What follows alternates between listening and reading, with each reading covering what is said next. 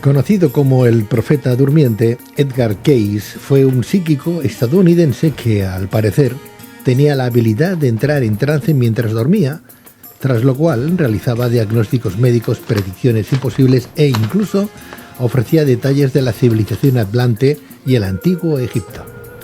A este respecto, Cayce afirmó tener acceso a una vasta fuente de conocimiento espiritual y metafísico que le permitía explorar las profundidades de la historia humana y universal, de las que emergían elementos de misticismo, tecnología, pérdida y sabiduría esotérica. Pero, ¿cuáles fueron las principales profecías complicadas y cumplidas de Edgar Cayce?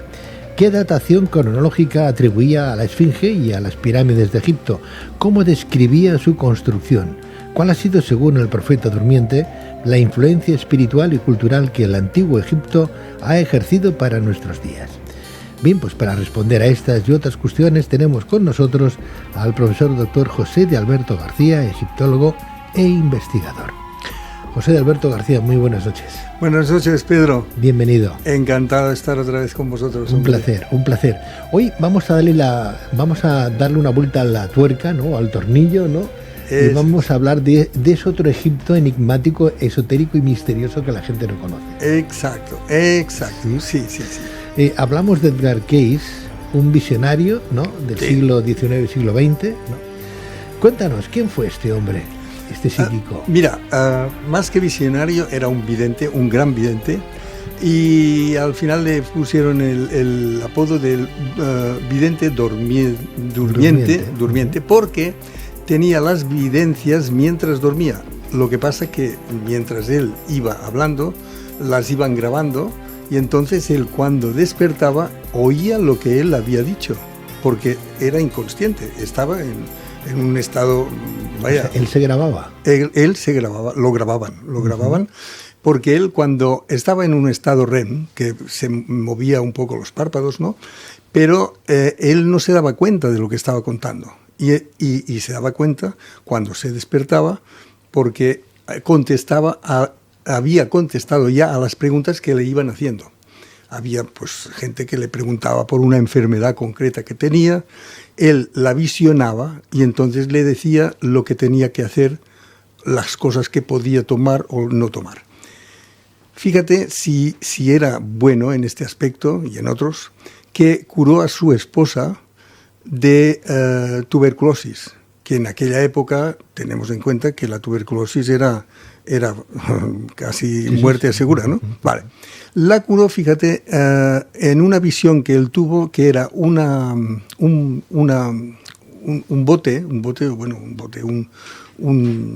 bota donde ponen el vino, ¿no? Sí. Vale, pequeña, de 7,5 litros, con coñac, brandy de manzana, lo hervía y le decía que ella tenía que respirar estos vapores, el vapor de esto.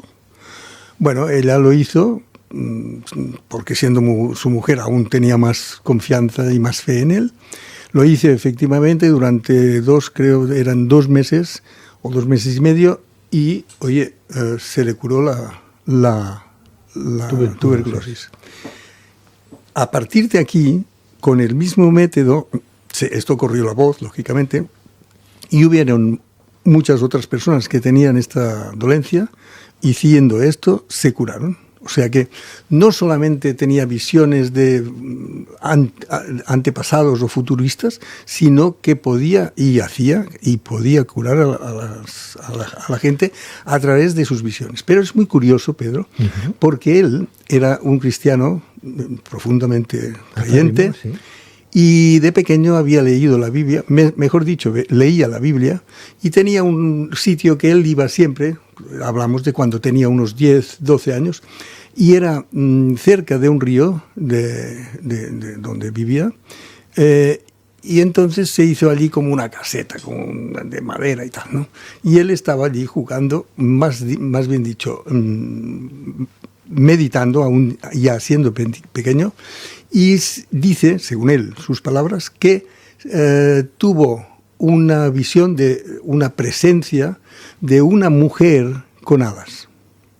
Y esta mujer le dijo que él podría curar, podría ayudar, porque le preguntó qué es lo que él quería hacer en la vida. Y él le respondió con mucha humildad, pues servir a los demás y ayudar a las personas, ayudar a la gente. Y ella le dijo que sí, que sin ninguna duda podría hacerlo. Pasaron unos días y tenía unos exámenes en el colegio, cosa que a él no le gustaba para nada ir al colegio, y su padre pues le obligaba a estudiar y tal, ¿no? Y él lo tenía muy, muy mal. Entonces,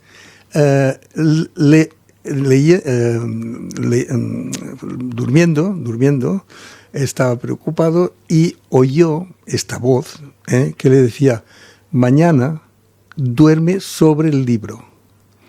Bueno, él lo hizo, se puso el libro debajo de la almohada y al día siguiente, cuando fue a clase, oye, parecía que supiese todo el libro y sacó las mejores notas de su vida. De verdad, esto escrito por él, escrito por él y corroborado después por mucha gente que lo conocía, ¿no? Más de 14.000 lecturas, ¿no?, que hizo. Exacto, y las tiene todas registradas. Todas estas videncias las tiene registradas. Y además hay un libro muy bueno que estaba en español, pero se ha agotado. Ahora no recuerdo el nombre, pero que es la historia de él, es su historia, ¿no? La historia de Edgar Cayce. Cayce, Un hombre que vivió en el siglo XX, siglo XIX, cogió los dos, porque él nació en 1870 y algo, ¿no? 77. Y murió en 1945. 45. Exacto. Eso es. Durante este tiempo él se dedicó plenamente a esto y dicen, su hijo, dice que murió a causa de un agotamiento tremendo porque hacía estas videncias diariamente para ayudar precisamente a la gente, ¿no? Uh-huh. Y se agotó tanto que antes de morir, el año antes de morir, en 1944, tuvo varios infartos y en el 45 al final falleció, ¿eh? Pero fue un personaje, además de esotérico, por lo que él escribió, es un personaje enigmático, totalmente enigmático, porque hace predicciones del futuro y del presente, porque hizo predicciones diciendo que sobre los años 30 habrían muchos problemas en el mundo. Y después vaticinó la invasión de Polonia por los alemanes, ¿eh? Y después la Gran Guerra Mundial, o sea, la que conocemos todo el mundo, ¿no? O sea que era un hombre que por lo que sea, que no se sabe, esta presencia, esta señora con alas, ¿no? Pero tenía, o sea, constantemente esta facultad. Era un hombre de misa, era un hombre católico. Totalmente, sí. Y esas experiencias, entre comillas, marianas, podían haber sido de la Virgen o... Lo digo ¿Por qué no? Por su rito católico, ¿no? Claro, ¿por qué no? Igual que Fátima, igual que Lourdes, uh-huh. pues ¿por qué no? Él le llamó una señora con alas y ves a saber, a partir de aquí. El concepto de archivo acásico, ¿verdad, José Alberto? Hombre, es un concepto que él creó, ¿no? Sí, señor. Él, muy bueno. Mira que gracias, Pedro. Eso, Muchas gracias, Pedro. Él, antes de morir, le dijo a su hijo, porque su hijo insistía mucho en conocer la procedencia de todas sus predicciones y tal, y le dijo que todo él lo sacaba de los archivos acásicos, o sea, del cosmos. Es de la inteligencia común que tú conoces mucho mejor que yo, ¿eh? Entonces, este hombre, imagínate, cómo podría ser un Einstein o un no sé quién, ¿no? Porque mira que se ha escrito sobre los archivos acásicos, ¿no? Hay tinta para... Y gente que tiene también la facultad o el don de poder entrar ahí, ¿no? Y poderlos leer, ¿no? Sí, señor. O sea que la historia, entonces, si esos archivos acásicos, José de Alberto, te hace una pregunta un poco así extraña, pero que tú sabes contestar perfectamente. Si los archivos acásicos hablan del presente, del pasado y del futuro, significa que la vida ya está inventada, ya está creada. O sea que todo lo que hagamos ya no lo podemos modificar ni cambiar, o tenemos ese libre albedrío que dicen los católicos, los cristianos, ¿no? ¿O no existe? Eso es una... Dicen, y muy buen, dicen que cuando nacemos, ya nacemos con un propósito y con unas intenciones. O sea, que se pueden modificar, serán azules, serán negras, serán no sé qué, pero al final se va al mismo camino. O sea, tú te puedes apartar del camino voluntariamente por el libre albedrío, pero al final, por lo que sea, te hacen volver. Te hacen volver. Hay personas, y te hablo por mí mismo, que en alguna ocasión yo he intentado cambiar de negocio, pero mi negocio, mi saber, mi conocimiento es uno, no son dos, ni son cuatro. Y entonces, siempre, por lo que sea, los demás negocios no me han ido, ¿sabes? No me han ido bien y al final he vuelto al que yo realmente conozco, ¿sabes lo que quiero decir? Y en muchas ocasiones, no hace falta hablar de negocios. O sea que el futuro está escrito, entonces. Sí. Claro, sí, Edgar Cayce entraba en trance mientras dormía y le remetían a un futuro, no muy lejano tampoco, para poder buscar soluciones médicas, alternativas, etcétera, etcétera, y ver un poco qué es lo que iba a pasar. Si eso es así, entonces ya no podemos hacer nada. Ya está, nuestro futuro ya está escrito. Sí. Ya está escrito, mal que nos pese. Sí, ya está escrito. Tenemos el ejemplo de Einstein, que cuando él descubrió lo que todo el mundo sabe hoy en día, oye, todos estábamos con la caña de pescar y poco más, ¿no? A ver, científicamente hablando, ¿no? Uh-huh. Entonces aquel hombre también fue un iluminado. No sé si se contactaba con el archivo acásico o no, esto no lo sabemos nunca, pero que era un avanzado en su tiempo y que llegó a sobrepasar la ciencia que en aquellos momentos se conocía, esto lo sabe todo el mundo.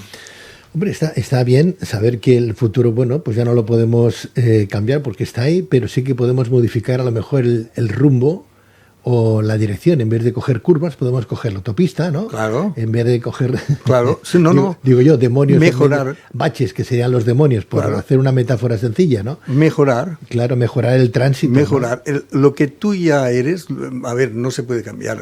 Hay un dicho en catalán que dicen que quien nace torcido vive torcido. No sé, ahora no me acuerdo.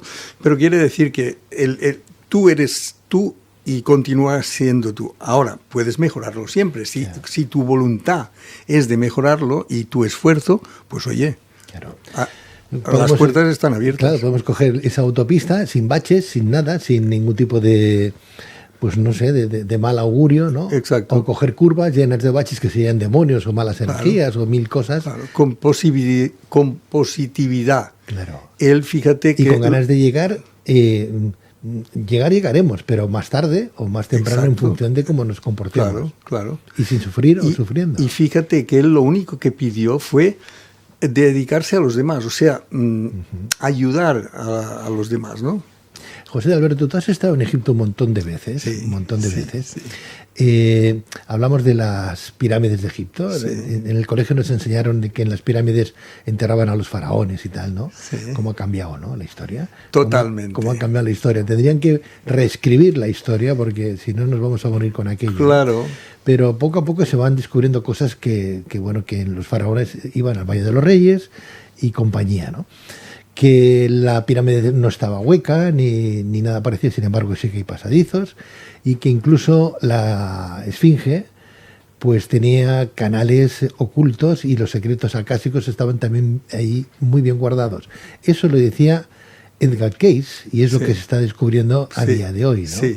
Incluso él decía que tanto la gran pirámide como la esfinge, que está datada en 10.500 años. Correcto. La arqueología la está datando en 2.500, 3.000 años, ¿no? La diferencia es abismal, 2.500, la cuarta dinastía.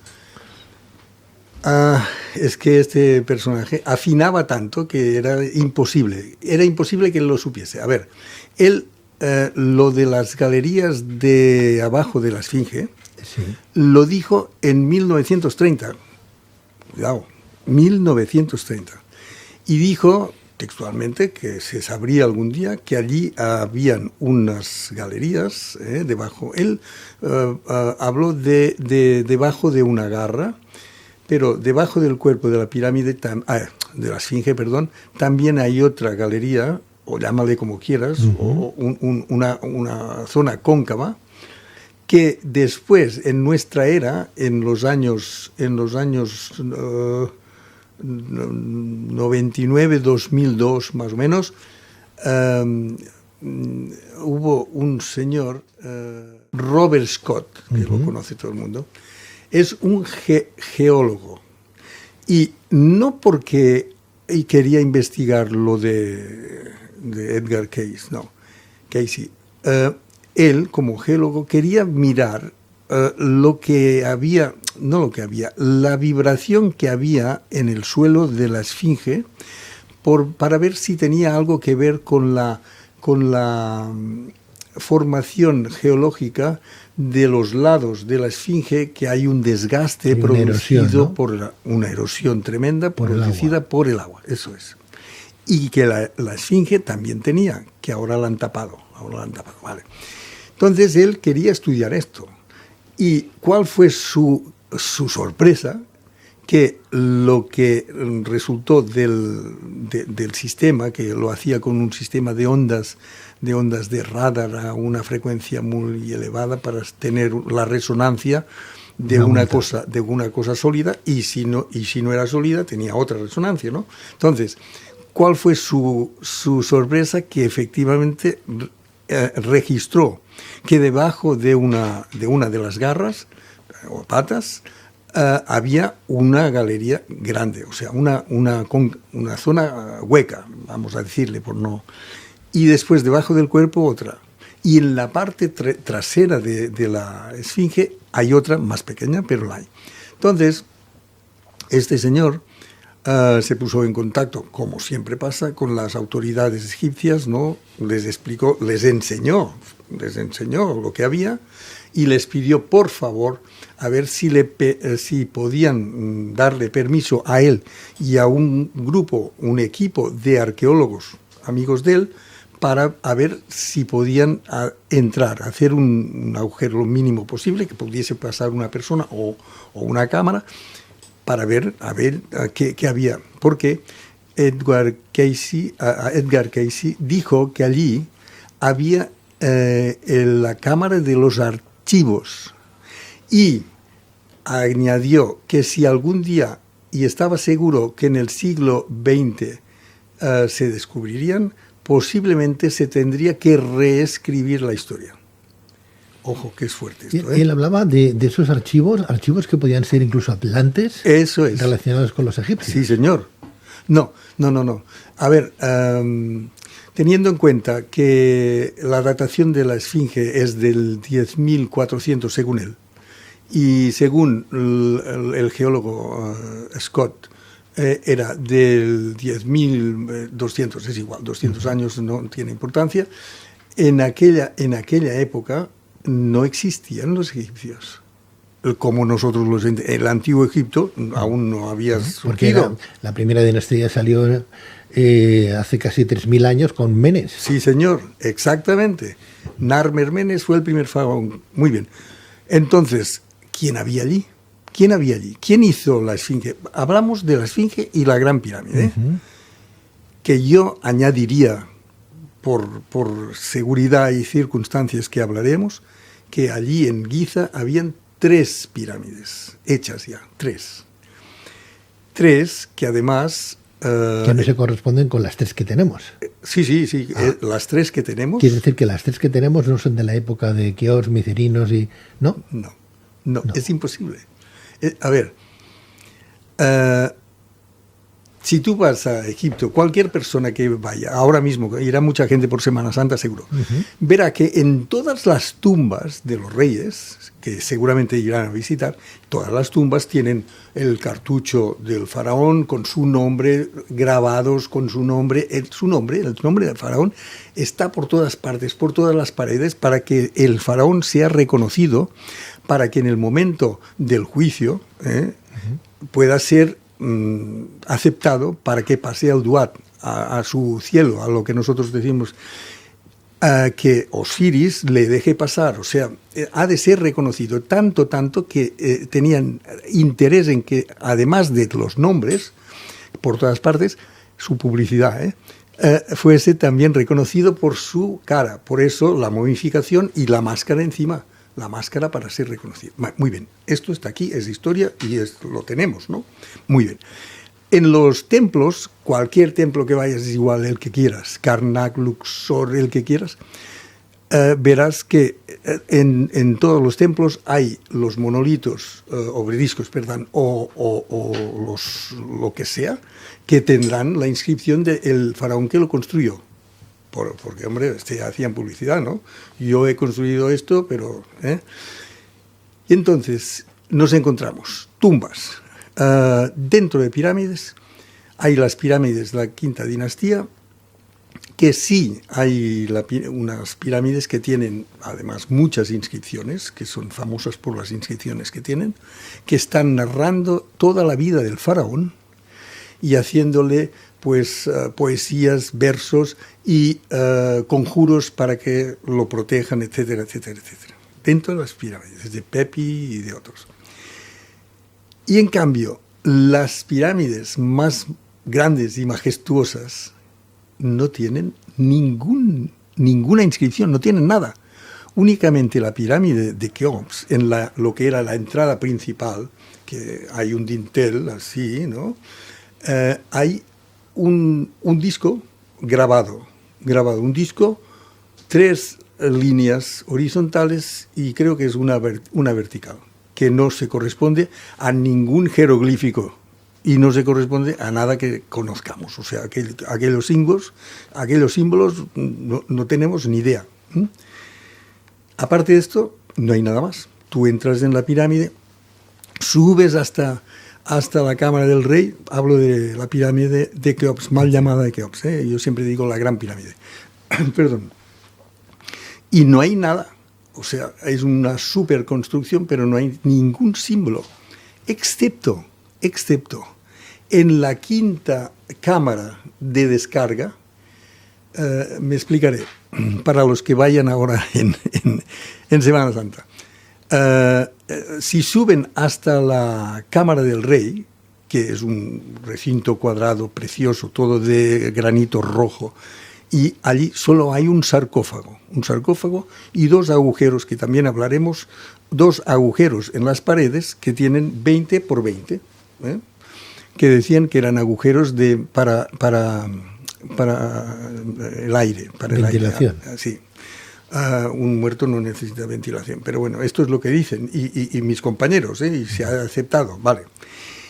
Entonces, no hay ningún símbolo, excepto en la quinta cámara, porque las cámaras de descarga están puestas sobre el techo de la cámara del rey, precisamente para repartir el peso total, es brutal, hacia los lados. O sea, hay 5 suelos, vamos a decir, suelos o techos, como quieras, de piedra, con unos pesos alucinantes, 16 y 20 toneladas cada uno. Y entonces, en el último hay el cartucho de Keops, que en antiguo Egipto se llamaba Khufu, que son 2 pájaros, un disco solar con un punto en el centro y 3 rayas abajo. Entonces, claro, Howard Weiss dijo, este Howard Weiss era un general mayor del ejército británico, que bueno, él quería entrar a la historia de alguna manera, y como no había podido entrar como militar, entonces se embarcó, porque estaba de moda, se embarcó a ir a Egipto a prospecciones y tal, y como no encontró nada, para entrar en la historia le dijo a uno de sus trabajadores que pintase el cartucho de Keops. Y aquel pobre hombre lo hizo también, que lo pintó en rojo, que jamás un rey se hubiese pintado en rojo, porque para ellos era para el nombre era un color negativo. Y entonces hoy nos damos cuenta que está mal pintado. O sea, los pájaros están mirando hacia otro lado y el disco solar no tiene el punto en el medio, ¿sabes? O sea que fue pintado por él para después él poder ir al Reino Unido y decir, señores, que yo he descubierto la tumba, o sea, la pirámide de Keops. Así entró en la historia este caballero. Pero precisamente Keops era uno de los faraones pobres. Era pobre, era de la cuarta dinastía, pero era un faraón pobre. No era un faraón súper como su hermano Snefru. Fue un faraón, pues bueno, con limitaciones económicas, etcétera, ¿no? Y claro, hacer esta pirámide, además diciendo lo que dijo, de hacerla en 20 años, yo me niego totalmente. Lo siento, no puedo. No puedo porque, claro, he estudiado el tema y, claro, pesa, cada bloque pesa 2,5 toneladas, 2.500 kilos. Y hay nada menos que 2.500.000, más o menos, 2.500.000 bloques de estos. Levantarlos, levantarlos a 147 metros, que es lo que tenía la pirámide, ahora mide 139 porque le falta el piramidón, ¿no? Pero en aquella época, no. Edgar Cayce habla de esos ultrasonidos, las vibraciones, que el mismo sonido, ¿no?, hacía que las piedras levitaran, ¿no? Sí, señor. Muy bueno, dicho por él, no se ha podido mostrar, pero dijo que los egipcios habían podido construir aquella montaña magnífica porque tenían el secreto y conocían el secreto de hacer flotar las piedras, hacer flotar los objetos. De la misma manera que nosotros, puso como ejemplo muy bueno, de la misma manera que nosotros hacemos flotar el hierro en el agua.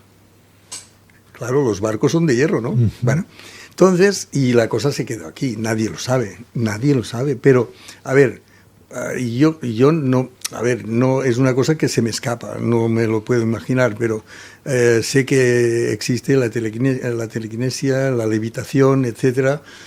No sé lo que podían, o globos no, pero algo tenía que haber. Entonces, José de Alberto, ¿ninguna momia en ninguna de las tres pirámides? Ninguna. ¿Solamente sarcófagos? Sarcófagos, vacíos. ¿Y por qué un sarcófago si no hay momia? Esta es la pregunta del millón y que yo creo que nadie la puede contestar porque no lo sabemos. O sea, ninguna momia, ningún faraón en ninguna de las tres pirámides conocidas. No. Ningún faraón. No. Y cámara de la reina y cámara de rey y no hay faraón alguno ni faraona enterrado. Tampoco, no, esto hubiese sido una aberración porque la Pero reina... nosotros nos enseñaron eso de pequeño con la historia. Sí, no, y la historia de la egiptología lo dice así, pero jamás se podía enterrar una mujer con un hombre, jamás se podía enterrar una reina con su rey. Ambos tenían que tener su propia tumba, pero no en el mismo sitio. Aquí vemos que en la actualidad, bueno, en la época de ellos, hay y existe el Valle de los Reyes y el Valle de las Reinas.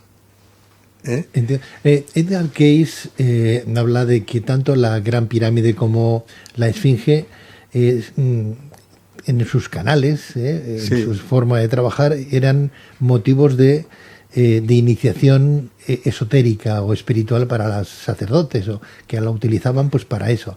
¿Eso es verdad? Que entraran... A ver, canales en la pirámide tenemos un canal que es muy bajito, que tienes que entrar, que tiene unos 49 metros, de 1,20 m, y entonces entras en una gran galería, que ya se llama la Gran Galería, que tiene unos 9 metros de altura.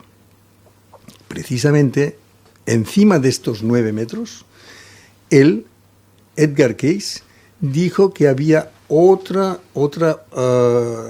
zona, otra parte vacía, como rectangular, un rectángulo vacío. Bueno, hasta ahora no se pudo determinar, pero ahora sí, ahora se ha descubierto que efectivamente allí hay una zona, que hay una zona hueca, que no hay nada, pero de momento aún no se sabe lo que puede haber dentro. De momento se sabe que hay una zona hueca, tal como dijo él, ¿eh? ¿Por qué ese misterio de no reconocer, no sé, de buscar, de hacer prospecciones, de sacar a flote si hay un conocimiento, de no ser tan ocultos, ¿no? Porque más tarde, más temprano... Yo no quiero señalar a nadie, y lo diré muy, muy finamente. Si Egipto fuese una parte de algún país, es igual, europeo, todo esto ya se hubiese sabido hace muchísimos años.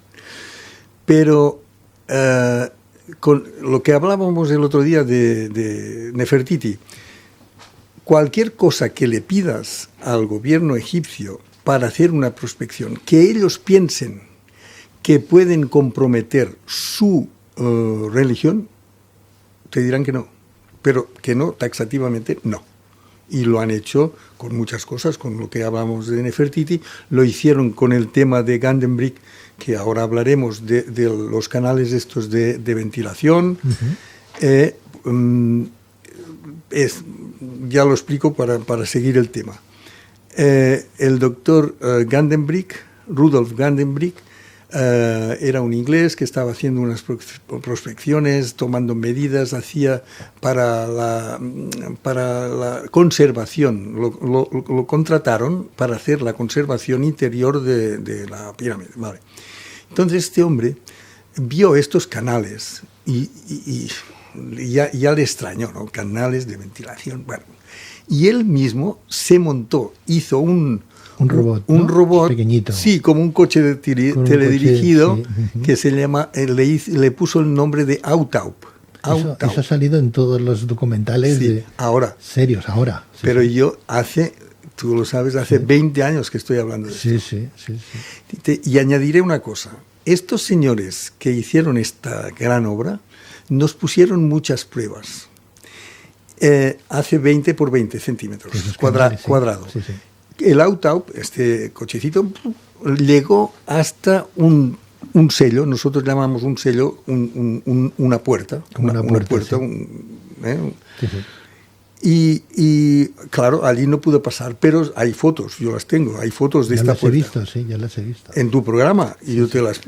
Sí. Entonces, hay 2 tiradores, fíjate, qué mentalidad, 2 tiradores de cobre.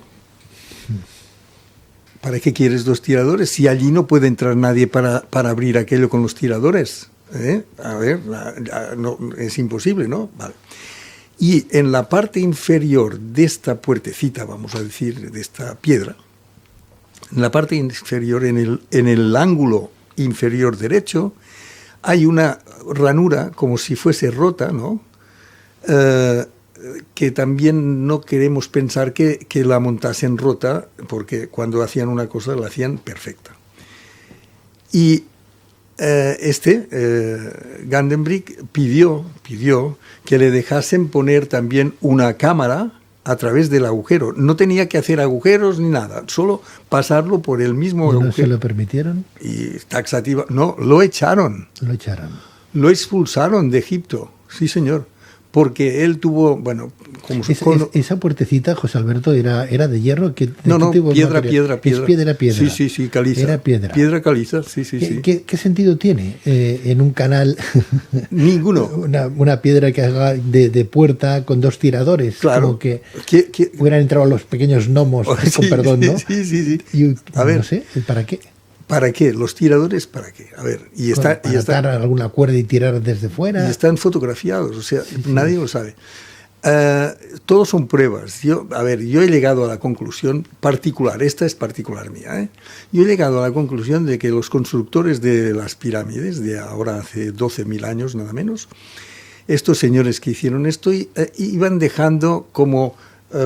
aquello del cuento, ¿no? Que iba dejando... Sí, iba dejando las pistas, ¿no? migas de pan. Migas de pan, sí. Para ver hasta dónde llegaba la humanidad y cuándo. A ver, cuando lleguen aquí y no puedan pasar, verán que esto no sirve para nada, los tiradores, ¿no? las cámaras, como las han hecho, tampoco. O sea, la pirámide mismo en sí es la única pirámide de Egipto, y hay 103, es la única que tiene 8 caras, Pedro. O sea, del centro es cóncava, ¿no? O sea... De hecho, cuando el sol irradia sobre esa pared, da la sensación de que... Pero un rayo. ¿Son de verdad 8 caras sí, o sí. es una pequeña proyección que la misma luz provoca? Son 8 caras. Yo lo tengo fotografiado desde arriba y se ve perfectamente. Se ve perfectamente que es, a ver, en lugar de ser así, plano, hace un poco así, ¿no? Se dice, y yo esto lo acepto, que los que construyeron lo hicieron para que tuviese más resistencia en caso de movimientos sísmicos. Vale, hasta aquí bien. Pero tiene el efecto que has dicho, que en el equinoccio de verano el sol pasa por el vértice y da sombra solo a una parte del lado. Si fuese plano, daría sombra o se vería el sol en todo. Pues dura unos minutos, pero queda un lado en sombra y el otro iluminado. Y le llaman el rayo del equinoccio. Edgar Cayce, que nos está adelantando al futuro, en ese futuro que decíamos que parece ser que está escrito y que nosotros tenemos la habilidad podríamos tener la habilidad podemos aprender a tener la habilidad de redirigirlo, ¿no? De saber, bueno, sabemos que vamos a morir, pero pues busquemos una forma de morir que no sea la difícil ni la dura, sino la placentera, ¿no? Eso sí que está dentro de de nuestras posibilidades, ¿no? Saber, bueno, pues voy a coger aquella carretera recta, aquella autopista y no curvas llena de baches y con demonios, ¿no? Claro. Edgar Cayce, tú eres un amante de este hombre, un seguidor, sí, ¿no? De verdad que sí. ¿Fueron los atlantes lo admiro. los que crearon esas pirámides, José Alberto? Continuará, ¿no? No, mira, te voy a decir. No hace falta mirarlo. Edward Cayce también, sí, lo miro. Habla de ellos. Edward Cayce habla precisamente de que la Atlántida eran unos seres mucho más adelantados que nosotros, que, bueno, se ha hablado mucho, pero bueno. Entonces ellos preveyeron el hundimiento, que así fue, el hundimiento en el mar, y emigraron con archivos para que no se destruyese su conocimiento. Emigraron estos archivos a Yucatán, el primero, Yucatán, que ahora se están descubriendo gran cantidad de pirámides, Bimini y Giza. 3 sitios que hay los archivos. Otro día hablaremos de los hablantes con José de Alberto García. Profesor, doctor, muchísimas gracias. Gracias a vosotros, hombre. Es un gran placer estar en tu programa, Pedro, de verdad. Me encanta. Que es el tuyo. Muchísimas gracias y muy buenas noches. Buenas noches. Gracias, buenas noches.